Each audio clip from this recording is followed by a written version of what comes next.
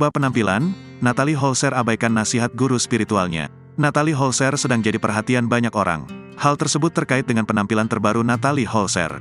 Mantan istri komedian Sule itu melepas hijab yang dikenakannya sejak jadi mualaf pada 2020 lalu. Janda satu anak itu kini memperlihatkan rambut indahnya tergerai di hadapan publik. Sontak, keputusan Natalie Holzer itu membuat publik heboh. Tak terkecuali sang sahabat sekaligus guru spiritualnya, Umi Pipik. Dikutip dari YouTube Seleb Oncam News, Selasa, tanggal 11 Juli tahun 2023, Umi Pipik mengakui jika Natalie Holzer sempat meminta izin kepadanya. Tak lantas mengiyakan apa keputusan ibu satu anak itu, Umi Pipik pun turut memberikan nasihatnya. Disebutkan, bahwa Umi Pipik sempat menguatkan hati Natalie agar tidak goyah. Tetap menguatkan ya, kalau bisa ya jangan. Karena Allah lagi sayang banget, lagi diangkat derajatnya gitu, kata Umi Pipik. Namun, nasihat Umi Pipik tersebut rupanya tak diindahkan oleh Natalie.